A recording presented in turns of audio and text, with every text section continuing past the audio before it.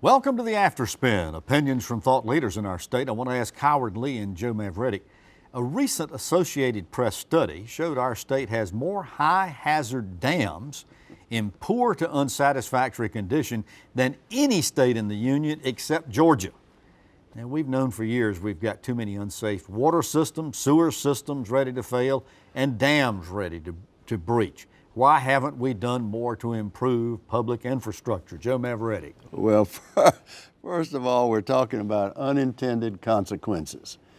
When you get in the way of Mother Nature and the natural flow of water and put dams in, you ought to expect that at some time, unless you pay attention, you're going to have some problems.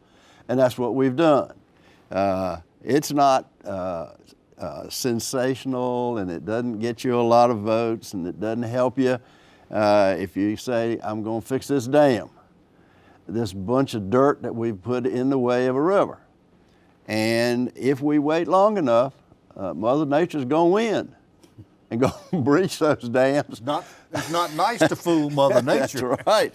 And Mother Nature's going to win, and downstream, there are going to be serious consequences. And it doesn't make any difference the size of the dam, doesn't make any difference of which the dam is constructed. Sooner or later, if left unattended, that dam is going to fail. So the question for us is, and the insurance industry in North Carolina, what are we going to do about this looming catastrophe?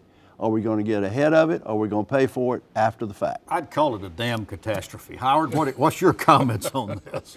I certainly think that our state has not stepped up and been as responsible approving a lot of these dams as it should have. I know we wrestled with this problem when I was Secretary of Natural Resources in the Hunt administration in the 70s. And we look around, I think in Moore County, there's a community called Westlake.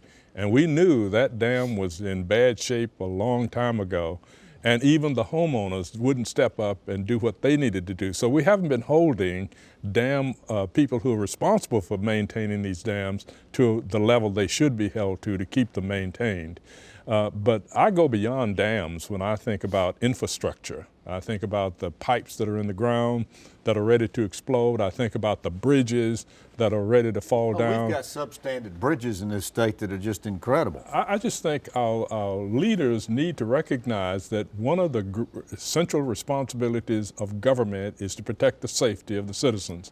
And we are allowing certain conditions to exist that are not very safe, bridges and dams. But I think when it comes to the dam, we have the responsibility of holding the people responsible for maintaining those dams feet to the fire, and we haven't done that. But Joe, you hit it. It's not sexy. It doesn't win you votes.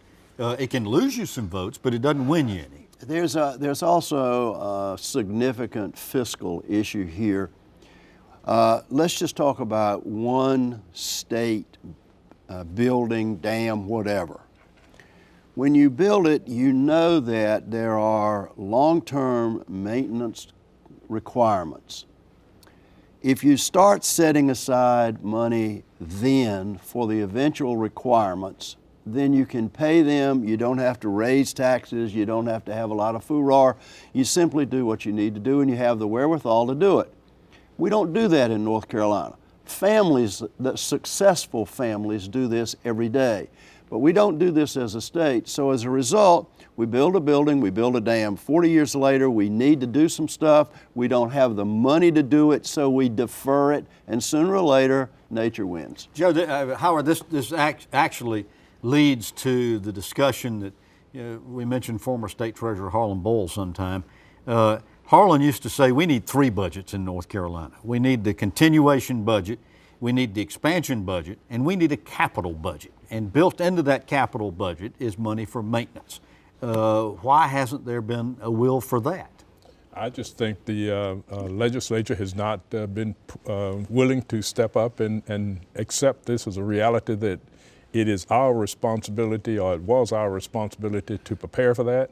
And if we listen to Harlan Boyle, who was a friend of mine, and I know yours too, his vision was such that he offered to prepare us for these eventualities that were going to occur.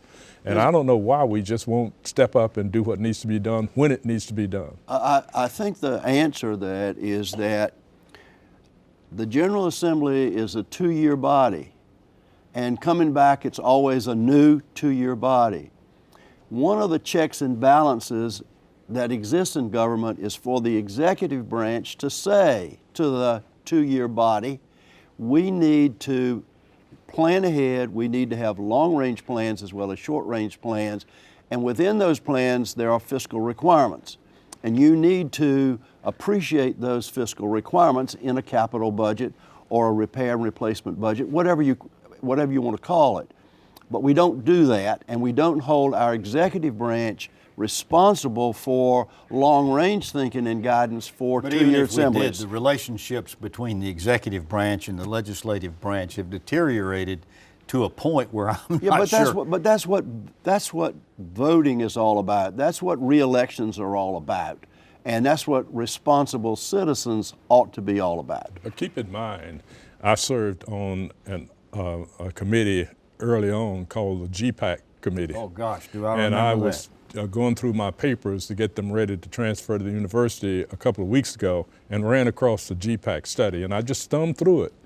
And that study laid out what we should have been doing since the early 90s to prepare for the eventuality that we are now experiencing. And we haven't done even 10% of what we agreed to in that GPAC study. So we've had the plans and we've known what needed to be done. It's just that we hadn't had the courage to step up and do it. Highways are the same thing. Oh, yeah. If you think about it. Water systems. Well, but I mean, you could go on down the line. But with highways, we've never made a decision whether it's maintenance first or new construction first. Right. We've simply always done new construction. Well, so we have made the decision. No, we haven't made the decision. We're just doing it that way. We've not had a serious political debate about what are the priorities of effort within transportation. We've never had that debate.